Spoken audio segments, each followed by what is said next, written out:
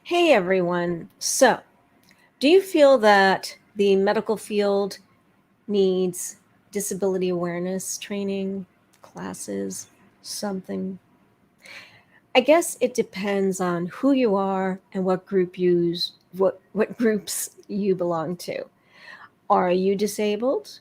Are you someone without a disability? Or do you have a chronic illness? Do you have a chronic pain condition?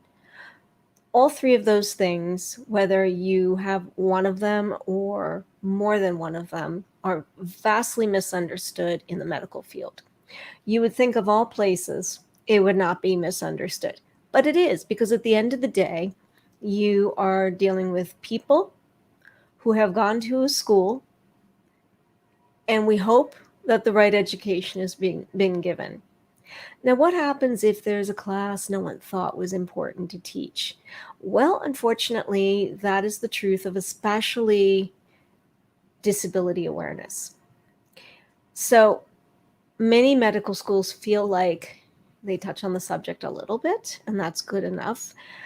But it's not the same as a real class that dives in deep and gets into the history, it gets into the etiquette, it gets into all the things that if you are not part of that group, you just will not understand. It's like trying to explain to a woman what it's like to be a man, or, to explain to a man what it's like to be a woman.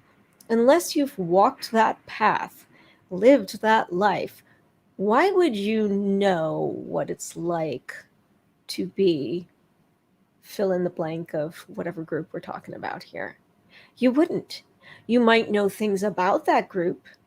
You might regurgitate things you've heard and empathize about that, but you can't relate to the nuances. You're not going to have that kind of knowledge. And that's why a class is going to be necessary for anyone in a professional field that does deal with people with disabilities, people with chronic illnesses, chronic pain conditions. And I can hear you right now. You're going, well, wait a minute.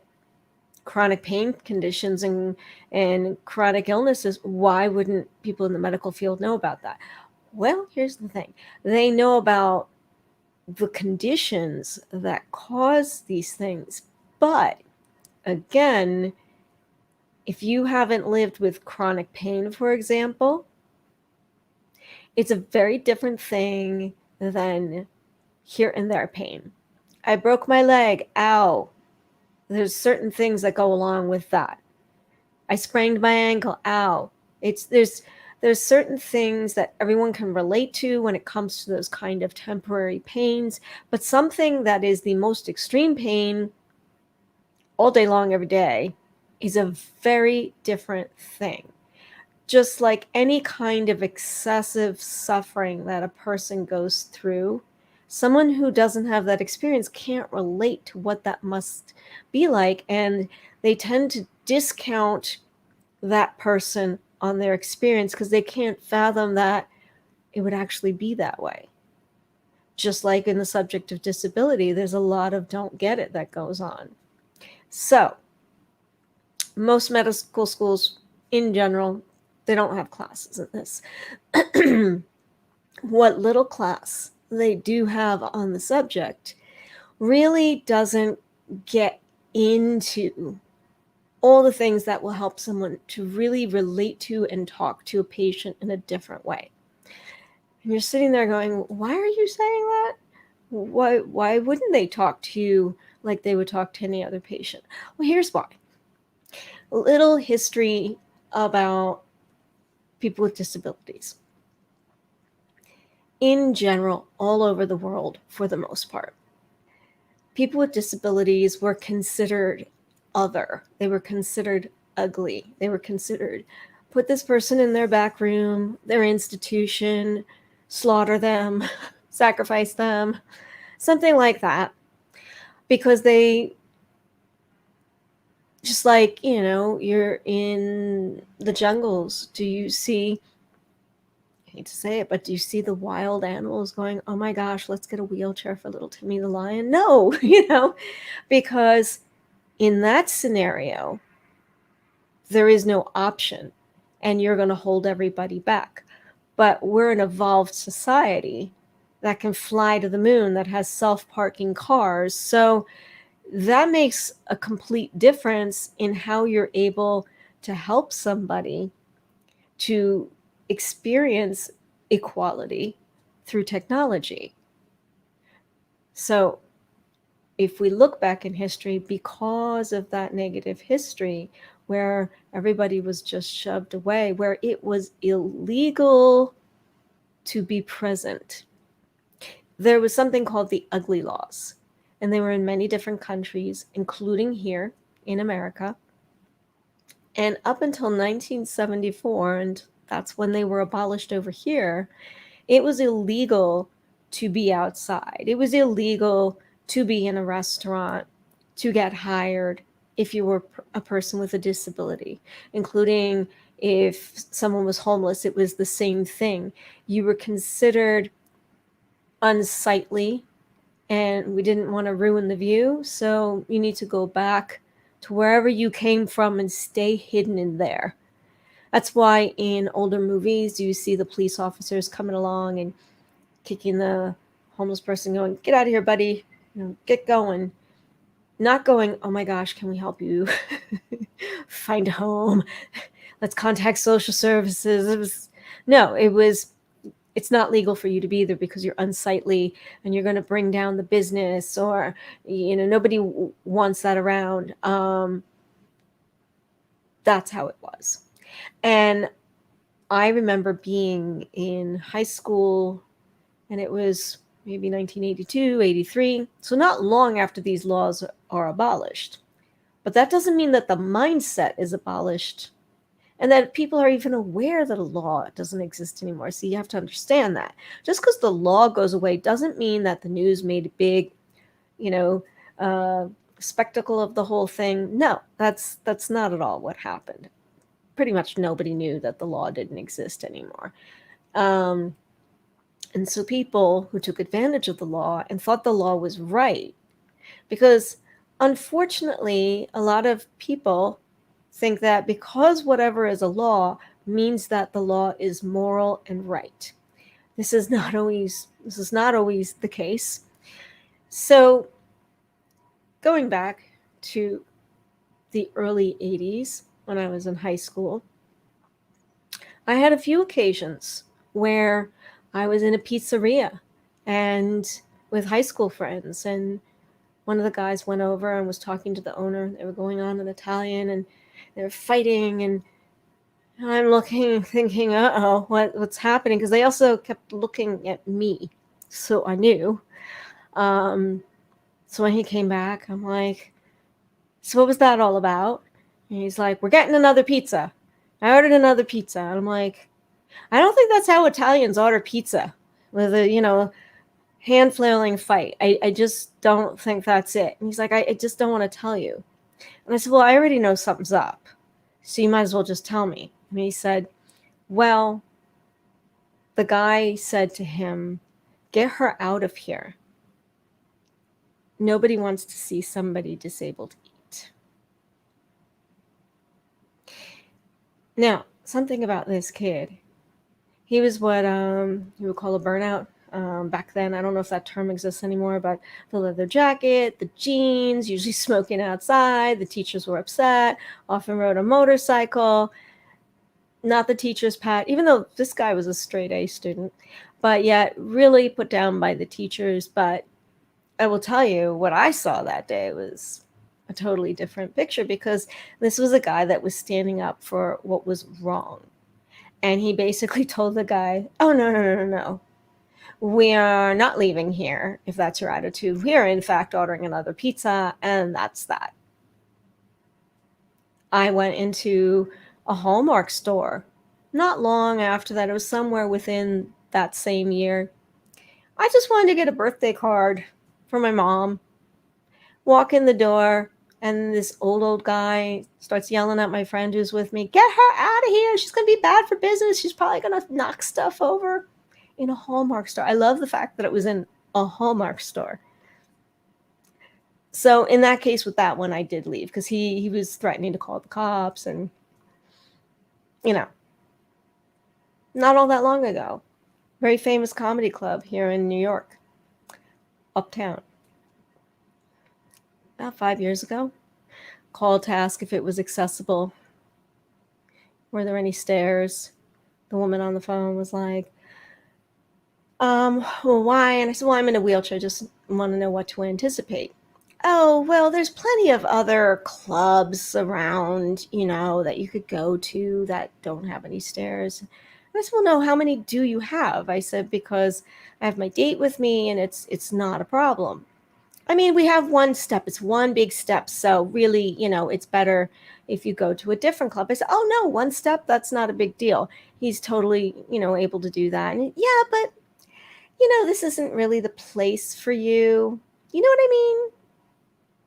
And I was like, no, I don't know what you mean. What do you mean exactly? Well, I mean, we want our customers to enjoy the experience of the show and we don't want them distracted by you. I was like, I'm not on stage. I'm just going to be sitting over there enjoying my meal and watching the show, and hopefully it's a good comedian and I'll be laughing with the rest of the audience who's not going to be staring at me. I mean, unless you're giving me a compliment. I don't know. But yeah, so we went anyhow because I wasn't going to let her get away with that. But this is the mindset. And it's more often than not that you are not looked at as someone who should be with the rest of society. And then on top of it, because in that same ugly history, we were all shoved into the same facilities as if you were disabled, it was the same thing.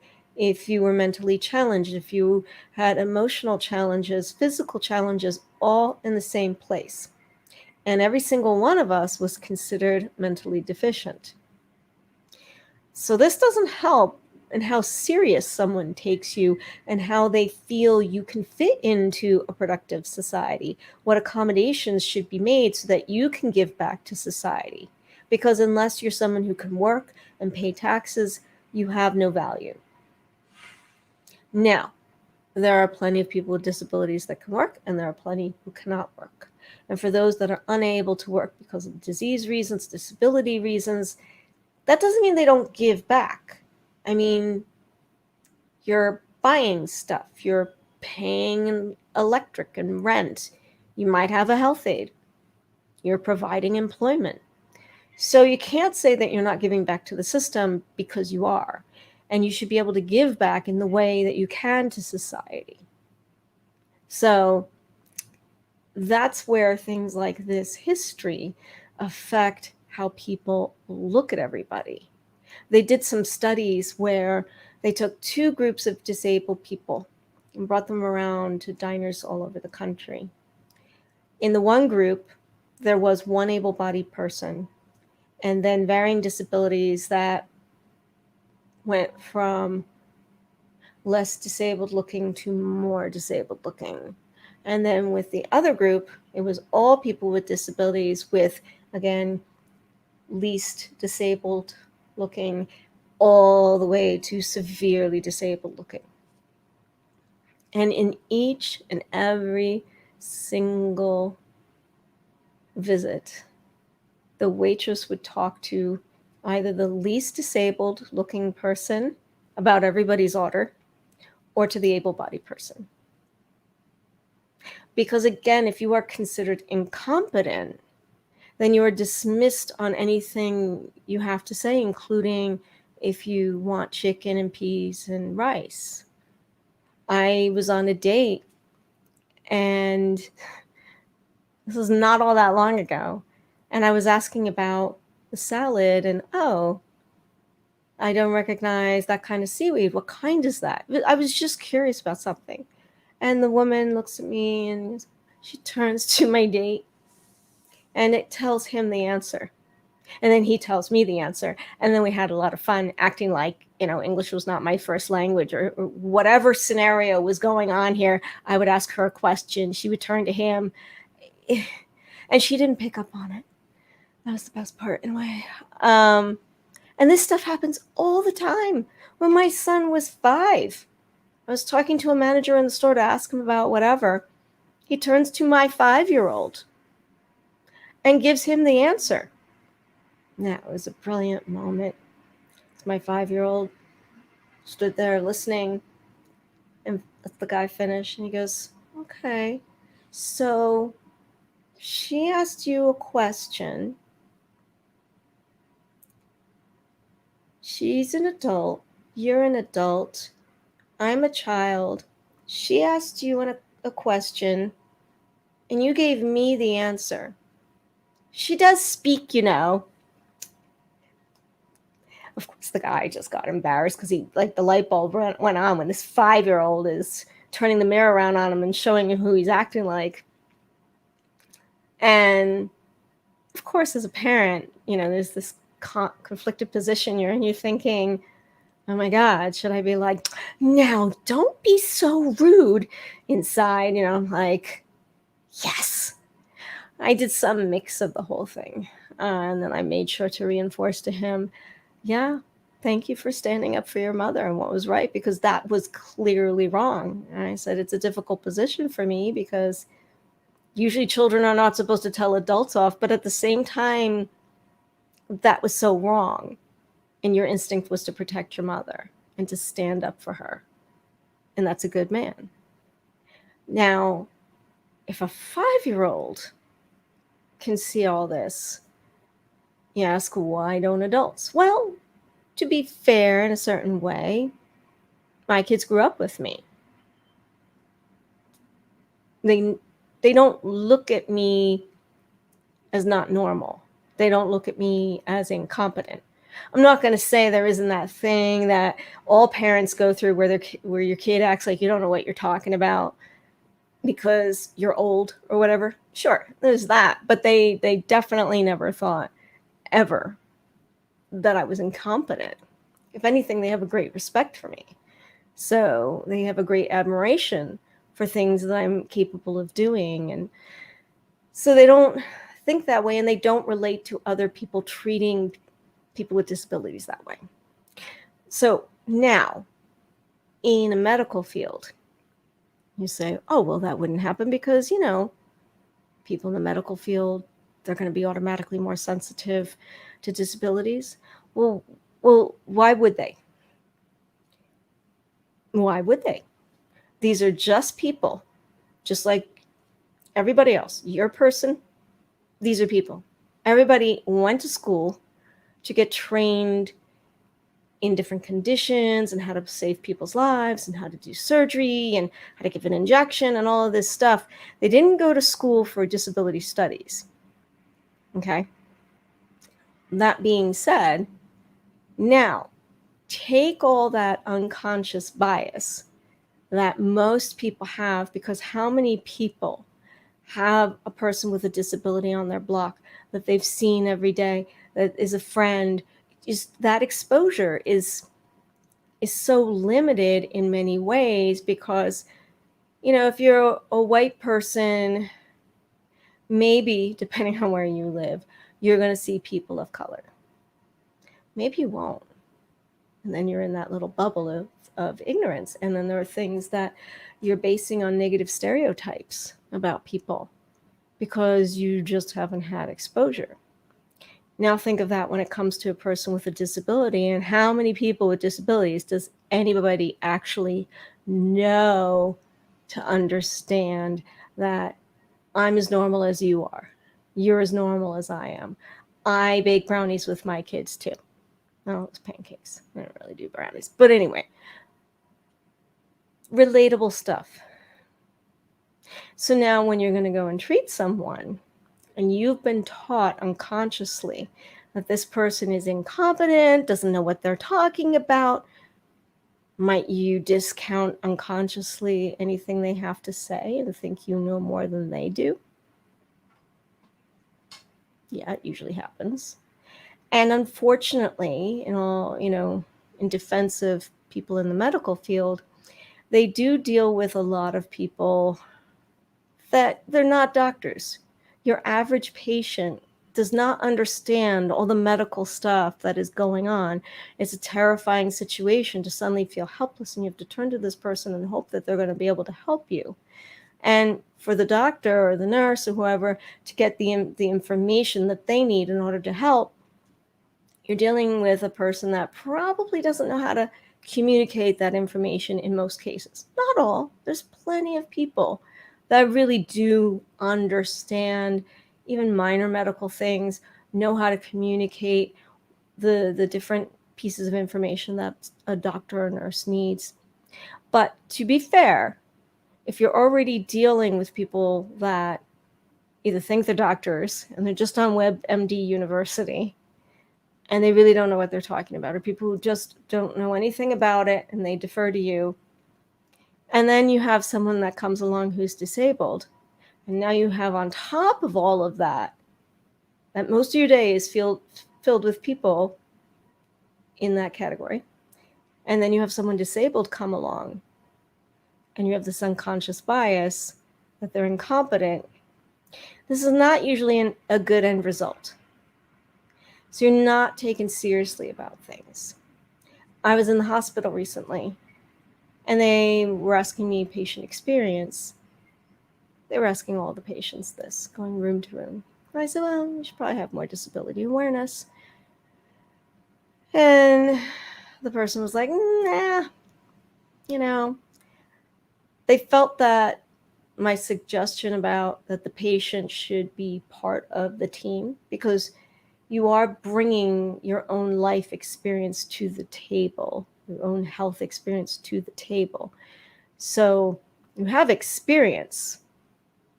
They have professional experience. You have that experience. And then you should brainstorm together as to what you do about the situation, which should be considered separate from you. Pretty much doesn't work that way. And for the most part, I'm not saying there are not places that don't do it that way, but that is the case. They liked that suggestion. Did not like the part about disability. I was like, I don't think it's really necessary. I'm sure they get it. I'm sure they know. I'm like, no, not always. So there were many situations when I was in the hospital where I would try to explain something about my disability and why I have to do something different, and they would not relate at all. And then they would make up their own situation and make that what I was saying, even though what I was saying had nothing to do with that. I'll give you an example. They were going to give me some antibiotics to take home with because I had blood poisoning. And they said, that prescription that you brought in, because I brought the prescription bottle I was already on, which had 3 pills left, so that they could see what I was on. And they wanted to, after all the IV infusions, send me home with that same prescription. They said, how many pills do you have left? Because we'll just give you that many pills less. And I said, well, actually, you should probably just give me a brand new prescription, because what I do, now this is me, I'm not telling anybody to do this. I just want to be clear about this. I have been taught for a long time how to deal with the unique situations that I have between my disease, the fact that I have joint replacements, anything that's an infection, like even if it was a paper cut that became infected, I have to go on antibiotics, because otherwise that infection can spread to a joint. Being disabled gets complicated, because what happens if I can't leave the house because my arthritis is flared up, I can't move, it's raining cats and dogs, this is a power wheelchair, I cannot go in the rain and that, and I just can't get to the pharmacy. All these pharmacies now are closing earlier. What happens if I can't get there in time? The doctor didn't call it in right away, and now they're all closed, but I need to start right now. So when I have the leftovers, I keep them in my freezer, because unfortunately, in my case, I am using them often enough. Once they're expired, you cannot keep them. You cannot do that. You cannot take them on your own. I always get a doctor on the phone, and unless they say to take something, I am not taking it. So I try to express this concept. And this is not at all what she got out of it. I said, I'm not always going to be able to get to the pharmacy when I need to. Sometimes it can even be a few days. And, and getting it mailed to me doesn't work because I've had bad experiences with the mail services that I can't open the box. I can't open the bottle because they usually don't put the easy cap part on. They have the child lock on. So then it's no different than is if I didn't get the medicine. So I made sure to say that I would make sure a doctor was going to tell me if I should start on something or not, blah, blah, blah. She started saying, well, I don't want you to make medical decisions on your own and take medicine. You shouldn't be keeping medicine so that you can just decide to take it whenever you want to. And I said, but I specifically said that I don't do that. And she said, right. So, it's best that the doctor prescribe the medication and determine which medication, because you can't take any old antibiotic for a situation. That's not good if you're keeping all of these and just taking any antibiotic for a situation. I said, right, that's why I would talk to a doctor, and I wouldn't do that. And she kept insisting that I was just going to take everything, even though I had made sure to hit all these points in what I was saying, and that it was because of my disability and my pain and illness issues that I can't always just go to the pharmacy when I want to. It just doesn't always work that way. And that was the part that was confusing her, because in her mind, there's always a way. Why wouldn't there always be a way? So that's where the rest of it didn't make sense. So I had to keep repeating it and finding a different way to say it and a different way to say it. And then I said to her, well, unfortunately, if someone hasn't had the experience of being disabled, it's hard to relate to these things that I'm saying because it's so out of the box and different. You can't relate to it and you'll think I'm saying something different. She got a little bit offended and she was like, oh, no, I would never. We go back and forth on it. And then finally, this took 20 minutes. You're lucky if you get a doctor for 30 seconds when you need them in the hospital. But then this unnecessary lengthy conversation that could have been spent on more important stuff to do with my health took all that time. And there was someone in the room that was visiting me, and they were just like, huh? So finally I got her to understand what I was saying. She goes, oh, really? I just would have never thought that you couldn't get a hold of medication because there's just so many options. There's delivery, there's this. Don't you have someone with you 24/7, never leaving your side? And I'm like, not all people with disabilities have 24-hour care. And even people with 24-hour care don't necessarily have that person with them at all moments. Also, what happens if that person calls out sick and you can't get a replacement? And there's so many variations to everybody's situation to lump everyone in the same and to go, oh, well, every single handicapped person with a disability has someone at their beck and call, so that's not a problem. Oh, you'll just be able to get it in the mail and open it. Even if you don't have this person, the mail will magically appear there and you will be able to open everything. Like, none of this had occurred to her that any of it could ever be an issue, because in her mind, there was always a way.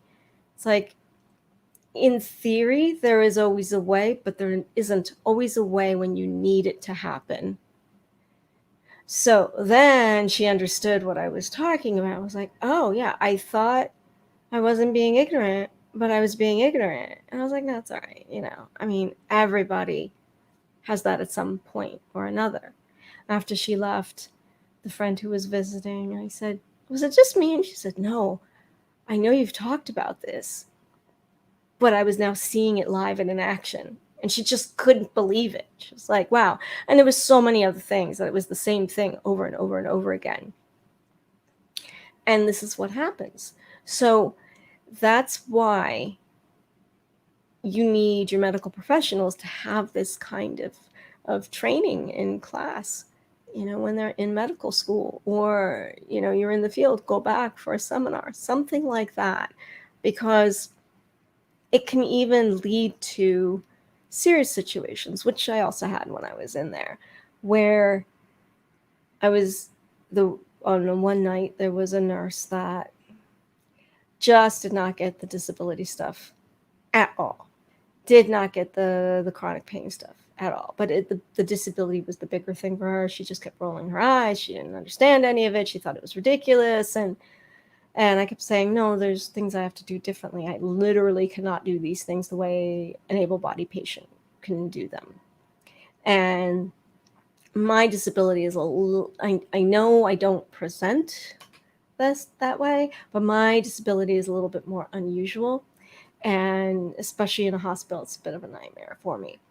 So she was discounting me on every single thing I had to say, which was frustrating. And we weren't even dealing with anything complex. So eventually she comes to do an iron infusion. And this particular kind of infusion I had never had before. I'd had a different type of iron and I was fine with it. Well, this one I ended up having a side effect where I was having these very painful spasms in my kidney area, and then my lungs felt crunched, like I couldn't take a breath. And I called her in, and she didn't even listen to my chest. She did not call anyone. She was just like, oh, okay. And it was strange because when I would hear her with other patients, she was very attentive to them. I knew I had been very nice to her. I try to make sure no matter how I'm feeling, I try to put a smile on my face and just be nice because it's really important. I'm thinking, okay, what went wrong? But it's that same typical thing that there is a negative stereotype that if you're differently abled, people don't look at it that way. They look at it like you're being difficult. And I don't kid when I say that, because even if you need to use a ramp versus stairs, I have experienced on more than one occasion people treating me like I'm being a pain in the butt because I want to go up the ramp, even though the ramp is more inconvenient or they have boxes in front of it, and they look at the step and they're like, or do I have to come to that? So this is a very common thing that when you're different, you're difficult, which is not the way it's supposed to be. So she was definitely of that kind of mindset. And now that was affecting her taking me seriously on a side effect that I was having to this medication. This is not much different than, the history of people with disabilities and the history of African Americans. There are some similarities in that, when Black women experience pain, they're thought to be able to just tolerate it more. Their pain is not as bad. They can deal with it. They won't get better pain medication. They will not be taken seriously on it. They might not even be treated for pain. Their injuries may not be attended to right away. And they have more complications in childbirth as a result of this mindset from people because there's that unconscious bias. And people with disabilities go through the same kind of thing where you're just not taken seriously over your differences. You're not. You are completely disregarded what you're saying because it's not fathomable that this is happening because of everything you're unconsciously taught and all these negative stereotypes about who you are and what you're able to deal with, what your experiences are. So again, this is why training is important, because history does affect how people view things that they have never encountered before. Just like, when you've seen researchers going in to see tribes who've never seen anyone else before, they're just like, I've never seen someone that's looked like that. They're just totally in shock. And, they're almost frightened because they don't understand what they're seeing because they can't relate to anything different than themselves. That's human nature. And that's part of where you have to teach stuff. just, you have a child, they're scared of anything brand new at first. Everything is terrifying in the world. What do? They look to you to see, are you scared of whatever that is? If not, then they might be cool with it. So this is no different with knowledge. The end result in that hospital situation was she didn't even write it down. So when the doctors came and hooked me up to the second round of iron the next morning, and I had an even worse reaction, which resulted in my blood pressure going down, down, down, down. And, it was almost a fatal episode, as they would say. And the doctors were in shock as to why this nurse didn't write anything down, why she was treating me the way she did. There were other people on the floor that witnessed it and were like, yeah, she just was not taking her seriously whatsoever. So that is just one tiny example. Now imagine bigger, more serious things. Not that that wasn't serious, because it certainly was. But the medical profession needs education. They need education on the history of people with disabilities, why people think the way they do about them, so that they can talk to someone like a person and not like a little kid, because that's how you are dealt with. You are talked to like you're 5. The assumption is that you are a child. You do not live an adult life. Most people don't think I have kids. Most people think, their assumptions are crazy to me. They're like, really? You have kids? I'm like, yes. Oh, wow. So you became disabled later in life? I'm like, no, I was disabled since 10. Really? Oh, okay. So, was their father disabled too? Or was I artificially inseminated? And it's like, no. Didn't know that that's how it has to be. These are things people can't relate to, that you're no different than they are. So then that in their mind makes it that you need different care, lesser care. You're entitled to, they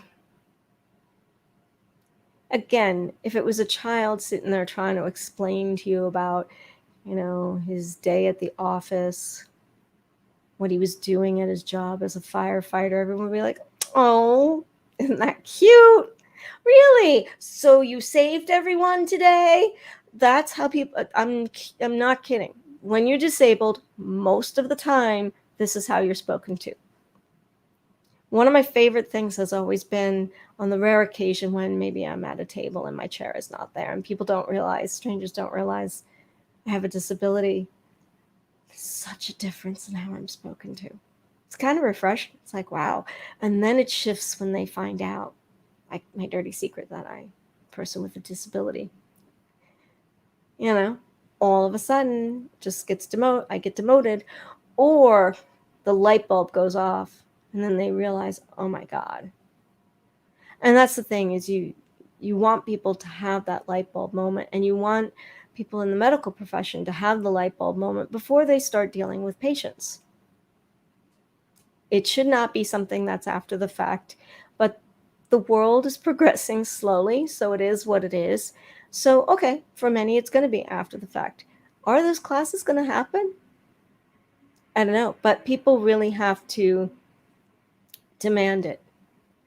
And even if you don't have a disability, you should really demand that these things are put into place. If there are any petitions anywhere, if there are any medical schools, colleges, anything, just to say, hey, where are these classes? And these classes should be for everybody, because this affects every possible industry.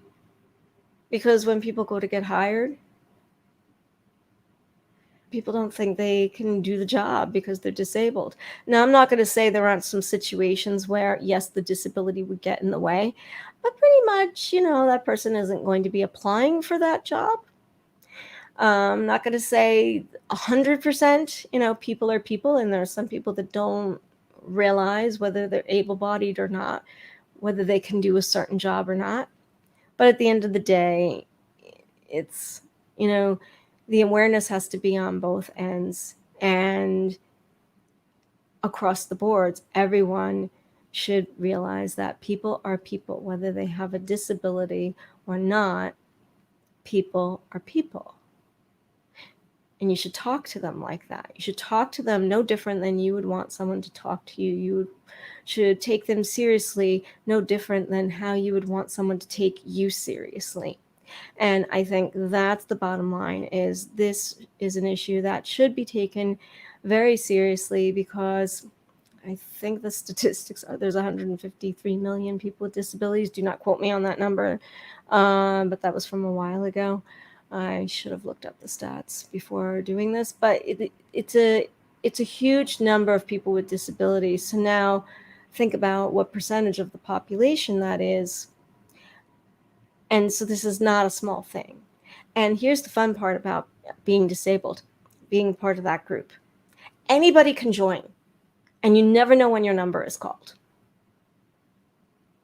So that's why it matters, even if you're not disabled, because you never know if this happens to you, preventative medicine. So those are my thoughts on the subject of, do we need disability awareness education in the medical field? Absolutely we do. Hands down. Years ago, I used to do seminars in it. And yeah, you really need it. We just do. So let me know your thoughts. And if you've had any experiences when it comes to this, start a conversation below.